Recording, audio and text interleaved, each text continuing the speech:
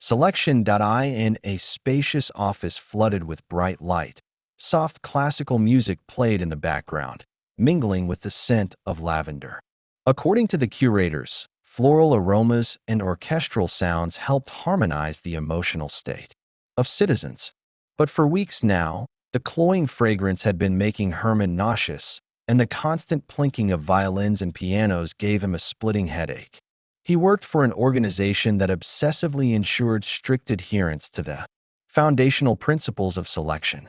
Creating a productive atmosphere filled with music and fragrance was one such requirement, and Herman couldn't understand why it hadn't bothered him before. "I'm afraid you didn't pass the diagnostics this year," said the curator in a smooth, soothing voice, pulling Herman from his thoughts. He lifted his gaze from his scuffed, unpolished shoes and looked at the man across the desk. The curator was a lean figure with slicked-back silver hair and a face that seemed to glow with goodwill and empathy. But Herman wanted to leap across the desk and smash that mask of benevolence into a bloody pulp. His knuckles whitened as he clenched his fists, barely stopping himself from acting on the urge. Had the curator heard his teeth grinding?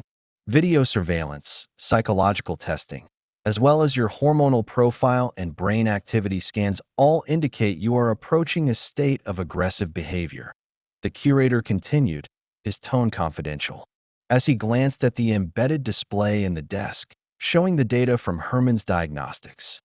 "I haven't noticed anything like that," Herman muttered, trying to hide the irritation in his voice. He knew where the curator was going with this, but admitting to aggression meant declaring himself unfit for this world. The curator smiled faintly, folded his manicured hands on the table, and looked Herman in the eyes. His gaze was cold and dim, like the pale light streaming in through the broad window behind him. Herman shivered and once again found himself wondering how he'd never noticed before how sterile and inhospitable their perfect world had become. "Herman, just look at yourself," the curator said. "In the past 6 months, you've started wearing dark-colored clothing. Your speech has become increasingly negative." "That's not true," Herman tried to object, but faltered under the curator's pointed gaze. The man sat there in a flawlessly pressed pale blue shirt and light-colored suit, while Herman had shown up in a faded, dark gray t-shirt and black jeans. I turned a blind eye and continued monitoring, the curator said, noting Herman's embarrassment with a smug smile. "After all, wardrobe choices and linguistic tendencies are merely indirect indicators. The more serious issues were found in your annual diagnostics. Your stress hormone levels have surged, and your brain scans revealed critical activity in aggression-related zones. Not to mention the catastrophic results of your psychological evaluation." Herman swallowed a bitter lump. His hands felt cold, and a sour ache bloomed in his chest. The curator's words confirmed it. He was a malfunction in the selection program. "Herman, you're on the brink of collapse. Your aggression levels make you a potential threat to society. As you understand, selection cannot allow this. But before we move on to resolving the issue, I want to ask, what do you think triggered your irritation?" "Probably the lousy salary," Herman snapped. The curator raised an eyebrow and replied dryly, "Your position is among the highest paid in society." That was true. Herman smirked bitterly. It seemed the curator had missed the sarcasm. But the real irony was that Herman himself barely understood the roots of the gloom, frustration, and quiet rage that had been clouding his existence in recent months. It was as if someone had spilled ink on the pristine white sheet of his life, and each day the stain of anxiety and resentment grew larger, consuming everything that once brought him joy. His peaceful life was gone, and now every action sparked a wave of doubt and silent protest. His work, once a noble contribution to society, now felt rotten, corrupted, and this realization poisoned him from the inside. The curator leaned forward and said gently, "I want you to understand something simple, Herman. You are one of us, the result of many years of meticulous selection. And as your curator, I cannot allow the efforts of hundreds of brilliant doctors and scientists to go to waste. You know that better than anyone. Selection is flawless, but occasionally it experiences glitches. Every glitch is fixable. Herman found the conversation exhausting. Why dance around the obvious when the curator's intentions were perfectly clear? I'm being sent for correction, Herman said, nodding. I'm glad we understand each other, the curator said, beaming with his artificial smile. He leaned back in his chair, his cold eyes never leaving Herman. Correction will help restore your inner peace and joy. You'll once again experience the harmony and fulfillment we all strive for in the world born from selection. And if I refuse? The curator spread his hands and gave a mournful grimace. Then you will face complete erasure. The correction center, Ataraxia, was nestled in a picturesque valley 100 kilometers from the city, far from its noise and bustle. Before Herman stood two-story buildings of pale stone, residential and medical, surrounded by sun-drenched meditation terraces, quiet alleys, and a shimmering blue lake. The very environment seemed designed to accelerate healing. You'll stay here for a month, said the corrector during their first meeting, after Herman had unpacked in his assigned room. They were walking beneath the sprawling pines along a path soft with sawdust. Sunlight filtered through the leaves in gentle beams, and the air was heavy with the fragrance of wild herbs. Yet inside Herman, a black stain of despair continued to spread. He glanced at the corrector, who walked cheerfully beside him, a short man with a neatly trimmed mustache and beard, eyes narrowed in a permanent squint, and a mild smile fixed to his kindly face like a mask. Herman had expected the staff of Ataraxia to be dressed in medical coats, but the corrector, like his colleagues, wore linen trousers and a light-colored polo shirt. Will I return healthy? Herman asked cautiously as the medical building came into view, flanked by tall, slender cypress trees. Absolutely. The corrector clapped him on the shoulder with rehearsed warmth. Our success rate is among the highest, and other correction centers are adopting our methods. You'll undergo a series of brain stimulation sessions, along with hormone and psychological therapy courses. All the latest advancements in science are at our service, all for the sake of selection. They reached the sliding doors of the building, where other patients were slowly making their way inside. Herman was surprised at how different their expressions were from those he was used to seeing in the city: furrowed brows, heavy eyes, lips pressed into tight lines. Had he been walking around like that too, these past weeks? As with all new arrivals, you'll begin with an introductory phase of the correction program, said the corrector, holding the door open. Our assistants will take care of you. With a wave, he left Herman in the company of the other patients in a wide hall filled with reclining chairs. Each chair was paired with a tall medical stand and a tangled mess of tubes and wires. The seats all faced a massive panoramic window, beyond which stretched fields of lavender under a clear, blue sky. An assistant approached Herman, a young-looking man with a carefree smile on his round, flushed face, and gestured toward one of the chairs. Make yourself comfortable, he said. The leather upholstery was pleasantly cool to the touch. Herman sank into the chair, which automatically adjusted to the contours of his body. He tried to relax, reminding himself that he had come here willingly, to rid himself of the slow rot of despair eating away at his soul. Selection had glitched in his case, but in just 1 month, he would return to society restored, tranquil, serene, at peace. Before he could continue the thought, he felt a sharp sting in the crook of his arm. A thin needle slid into his vein. We'll begin a trial course of injection therapy right away, the assistant said, pressing a series of buttons on the infusion device. That a lilac-colored liquid began to flow through a clear tube, trickling down from the vial on the stand. Within seconds, it entered Herman's bloodstream. He held still, wondering, would he be swept up in euphoria, or would he simply become a docile shell? The assistant, noticing Herman's hesitation, offered a reassuring explanation. Don't expect immediate results. Correction is a gradual, holistic process. Today, along with the injection, we'll also try a brief session of brain stimulation. The initial phase is just to reacquaint you with the principles of selection. Your mind and body will begin to adjust, slowly but surely. The assistant removed a bundle of wires with electrodes from the stand. After moistening Herman's temples and forehead with gel, he began attaching the leads to his head, trying to distract himself from the assistant's precise movements. Herman glanced sideways. His right stretched a line of recliners, occupied by other patients, slumped motionless while assistants bustled around them. In the nearest chair sat a girl as thin as a reed, with wheat blonde hair cascading over her shoulders. Herman caught her frightened gaze and offered an encouraging smile, but she didn't have time to react. The lights in the room dimmed, and the scenic view of lavender fields and blue sky vanished, replaced by a black void pierced by chaotic flashes of light, like stars flaring and dying on a charcoal sky today. Low buzzing spread across Herman's temples and forehead, as if someone had connected a current to his skull, transforming it into a humming transformer box. "Welcome to the correction program," said a deep female voice.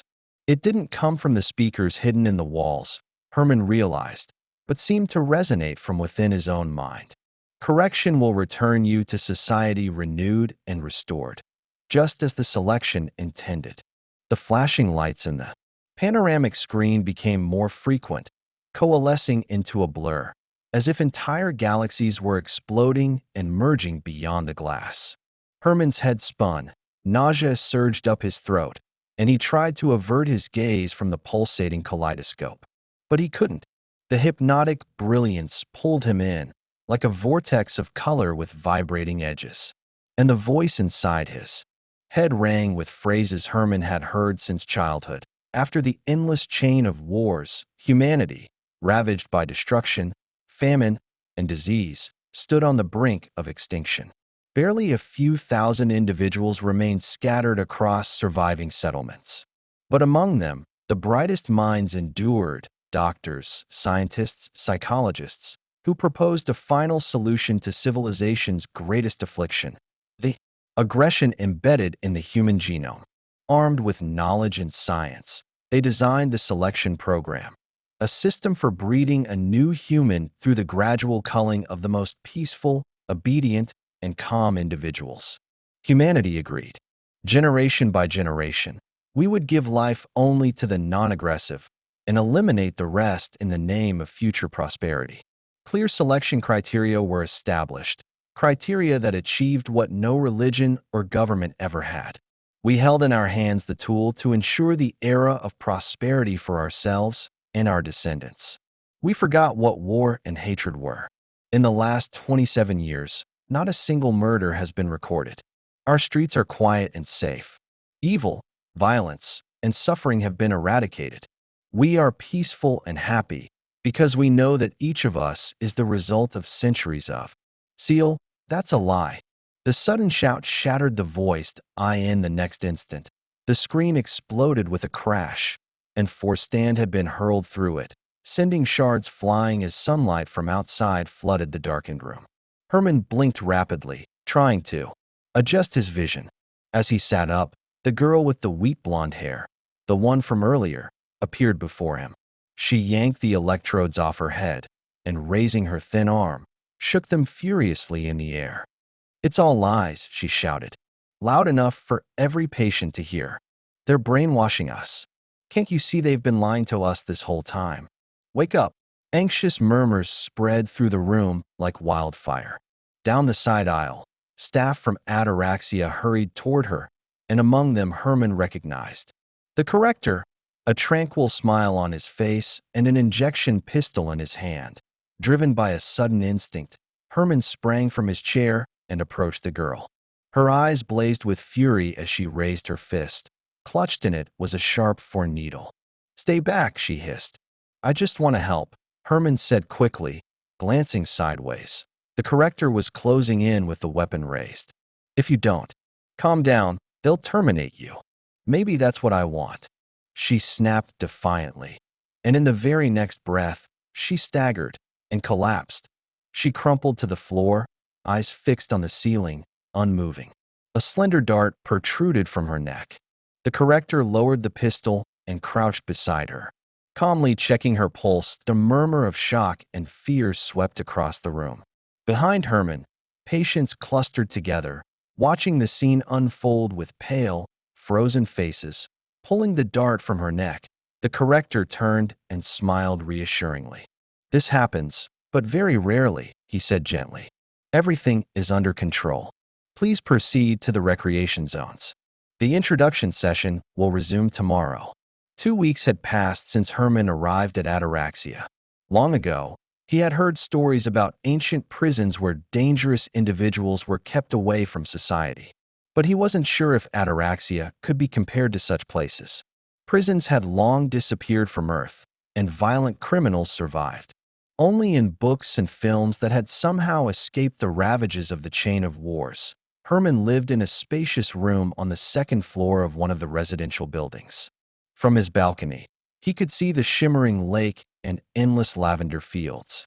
At first, the idyllic setting and calmness irritated him. Everything felt staged, false. And in his mind, he still heard the voice of the girl, the one he now thought of as Reed, who had disrupted the introduction session. "It's all lies," she would scream in his dreams, just as he closed his eyes to sleep. But after several brain stimulation sessions and courses of injection therapy, Herman noticed a subtle change. Slowly, almost shyly, a sense of peace was returning. The voice of Reed was fading, night after night. Now, Herman smiled when a soft breeze caressed his freshly shaved face, and his eyes squinted in the bright, triumphant sun. The scents of herbs and flowers, the glint of the lake, bird song, the warm food, the smiling assistants and recovering patients. It all gave him hope that soon he'd be ready to return to society. Until he saw her again, that IT happened on his 15th day in Ataraxia. Herman was walking down one of the garden paths when he noticed her, Reed, sitting by the lake. As before, she looked fragile, painfully thin, and defenseless, her hair messy in the wind. He approached quietly and sat beside her on the narrow strip of sand. The sun was dazzling. A crisp, cool wind carried the scent of the lake. Herman glanced sideways. Her face was beautiful, yet marked by sorrow and confusion, and for the first time in what felt like an eternity, he felt the urge to embrace another soul as broken as his own. Instead, he said, "I didn't think I'd see you again." Reed smiled faintly and looked at him. "They've been washing my brain for 2 weeks," she said. "Told me there's no such thing as a hopeless case, that anyone can be helped." And did it help? She shrugged. "At least today they let me out unsupervised." "Well, not entirely." She raised her wrist and showed him a thin metal bracelet. "It monitors my emotional state," she explained. "The moment I show signs of aggression or irritation, it zaps me. Unconscious." Herman nodded and looked back at the lake, where clouds drifted like silver islands. The shrill cries of gulls broke the calm, just like the voice that had shattered the session weeks ago. "I think it'll be okay," Herman said, not sure if he believed it himself. "Correction will help us. All of us." Reed gave a dry laugh and shook her head. His words amused her, it seemed. "You can't help someone who doesn't want help," she said. "Sometimes I wonder why they don't just kill us, the aggressive, the unstable, the depressed. Why bother correcting us? Killing someone born under selection would mean the system failed," Herman replied. "If selection produces aggressives, it must be flawed. The very thought of that is unacceptable to society. So for people like us, the only path is correction or erasure," Reed finished and gave him a long look. "You talk about it so calmly, as if correction is already working on you." Herman spread his hands. "These past few days I do feel calmer," he admitted. "Good for you." Reed lowered her gaze, and he couldn't see her expression. The bracelet on her wrist beeped and lit up with a lilac glow. She jumped to her feet. "I have to go," she said, nodding toward the residential buildings. "My walking time's over. If I'm late, they'll lock me up again." Herman stood and brushed the sand from his hands. "Herman, Agnia." She shook his hand. Her grip was cold and firm. and with a parting smile, walked away, her fragile figure disappearing down a trail lined with blooming heather. Herman met with Agnia every day, always by the lake. Shy smiles, joy in their eyes, conversations about nothing and everything. That was how their short encounters unfolded. He continued his therapy sessions, and the corrector was pleased with his progress. Herman himself could feel he was getting better. His sleep had improved, the irritability was gone, and that black blot of anger and resentment slowly evaporated. But Herman doubted that correction was the real reason for his recovery. It was his meetings with Agnia that gave his life meaning again, filled it with joy and the sweet ache of anticipating a new day. Agnia, however, was a different story. The corrector granted her 2 hours of unsupervised walks. The rest of her time was consumed by individual correction sessions. She rarely spoke of them. From fragmented phrases, Herman gathered that Agnia's treatment primarily involved intensified brain electrostimulation. When the wind tousled her hair, Herman would see the marks on her temples, red, round burns on pale skin, like the kisses of some unknown monster that fed on her memories and emotions. With each encounter, she seemed to fade, to thin, to slip further away. Her face had grown hollow and gaunt. Her skin had turned grayish, and her once bright blue eyes now looked like dim stones washed by cold water. During their walks, Herman noticed with a sinking heart that her thoughts were often far away. The girl who was already frail and reserved had stopped smiling at his awkward jokes, and their conversations, once full of curiosity, now ended in long silences as they watched gulls hover over the lake point one day, as they walked slowly along the pier. Herman finally broached the one topic they had both carefully avoided from the beginning. "Why did you end up here?" he asked. Agnia stopped at the edge of the pier, her eyes drifting toward the horizon where the silver lake met the dull sky, where, perhaps, the answer to Herman's question lay hidden. 3 years ago, I had a son," she said quietly. The pregnancy wasn't authorized by the selectors, so they took samples before the birth to assess the likelihood of the child being aggressive. The prenatal genotype analysis showed only a minimal risk of aggression, so they allowed the birth. She fell silent. Her lips trembled, and her eyes filled with tears. Every word seemed to cost her something, as if she were digging through barbed memories. Herman regretted asking, but there was no turning back. Like any wound, the pain in her soul would have surfaced sooner or later. Agnia wiped away a tear and continued. "They took my baby a month after he was born. According to the selection protocol, an unapproved child must undergo postnatal testing, brain scans, behavioral assessments." Herman's breath caught. He already knew how the story would end. "That's the law," he murmured weakly. "It's a monstrous law," she snapped, her eyes flaring. "Some selector decided whether my baby deserved to live." She gasped, and Herman gently put an arm around her. She was trembling, a bundle of bones and raw nerves. "The test showed a 3% chance of future aggression," she whispered. "The selector's verdict was full elimination." I couldn't even look the bastard in the eye. Selectors hide their identities. She pulled away and continued in a strangled voice. "After they took my son, I couldn't function. My life turned into a gray haze of lavender and grief.